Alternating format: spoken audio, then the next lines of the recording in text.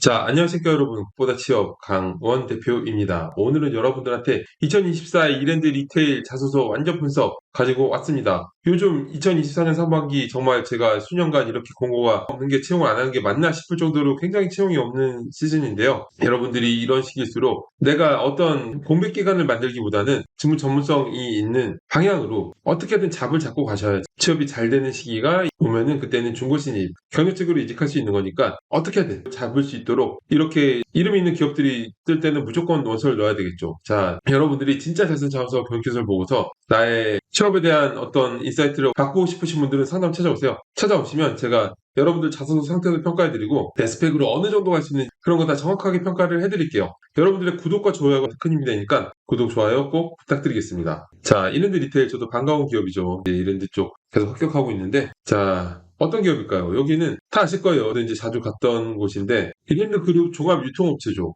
지금 이제 2001 아울렛, 류코아 아울렛, NC백화점, 동아백화점, 킴스클럽 등의 브랜드를 운영하고 있습니다. 제가 이번에 ENR이라고 돼 있는데 ENR이 뭐냐면은 이랜드 넥스트 리테일러의 약자로 고객의 니즈에 맞게 현장을 바꾸고 새로운 유통 모델을 이끌어가 차세대 유통 리더를 찾는 채용인데요. 이번에 직무 자체는 영업 담당이에요. 이제 공고의 설명을 보면은 그림에 점장, 영업관리, 영업 MD, 온라인 MD, 마케팅, 인사 이렇게 되어 있는데 어쨌든 어떻게 보면 영업 담당으로 시작해서 다양한 직무를 만날 수 있다라는 느낌인 거고 시작은 영업부터라고 공고에 명시되어 있습니다. 지원 기한은 4월 20일 23시 59분까지니까 꼭 잊지 말고 지원하시고 이랜드 자소서가 한 번 넣었던 친구들은 계속 비슷하게 넣을 수 있는 것들이 있어요. 7가지 항목인데 각각 글자 수 제한이 조금 요상합니다. 보시면은 1번은 300자예요. 300자인데 삶을 통해 이루고 싶은 인생의 비전 또는 목표 3가지를 우선순위 순으로 적어주는 건데 300자에 3가지를 적는 거는 3가지 모두 한 문장 정도씩만 작성해도 좋아요. 2가지 정도를 개인적인 인생과 삶에 대한 목표를 잡고 한 가지를 직무 점수 관련으로 적는 것도 괜찮습니다.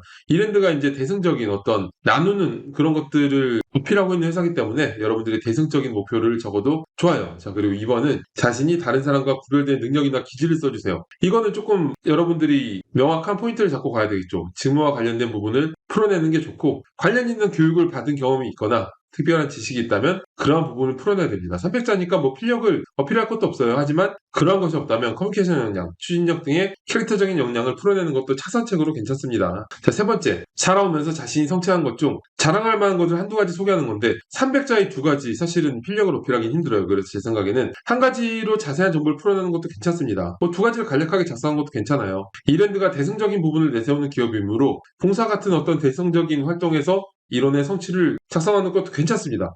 직무 얘기도 괜찮고요. 자, 그리고 4번. 지금까지 경험한 가장 큰 실패는 무엇이었으며 실패를 통해 배운 것은 무엇인가? 이것도 300자인데 이거는 관련 경험을 선정해서 스토리텔링 하는 거. 여러분들이 300자니까 길게는 못 적더라도 그래도 스토리 구조는 명확히 잡아야 되는 게 스토리 구조가 명확하게 있어야 흡입력 있게 글을 읽을 수가 있어요. 경험을 나열하는 느낌이면 이거를 채용 남자가 읽을 때는 외워야 되잖아요. 이걸 외우면서 볼 사람이 누구 있겠어요. 그래서 스토리텔링의 효과적인 방법은 상황을 바로 제시하고 그 다음에 문제점. 어떤 문제가 있어서 실패를 했는데 그 다음에 해당 문제를 겪으면서 얻게 된 역량, 실패를 통해서 나는 뭘 배웠다라고 풀어내면 되고요. 아무래도 간략하게 써야 됩니다. 자, 5번. 자신의 가치관과 비전을 형성하는데 영향을 준 책이나 사람과 그 이유를 적어주는 항목입니다. 이건 방법이 여러 가지가 있어요. 보통 가치관 같은 경우에는 기존 작성 항목들 중에 성장 과정과 방향이 일치하죠. 그래서 가치관에 영향을 끼쳤던 사건이 성장 과정이잖아요. 그래서 기존에 작성한 성장 과정 내용 안에 책이나 사람을 넣어서 역할을 만드는 방향으로 개조해도 괜찮고 그게 아니라면 좀 쉬운 방법은 어떤 책을 작성해서 이 책이 어떤 내용이고 이게 나의 어떤 비전을 심어줬다라는 거 300자 별거 아니니까 무리 없이 작성할 수 있을 거고요. 자신에게 있어서 직장생활의 의미를 적는 건데 이거는 직장생활에 대한 본인만의 관점에서 가치나 철학을 풀어내야 돼요.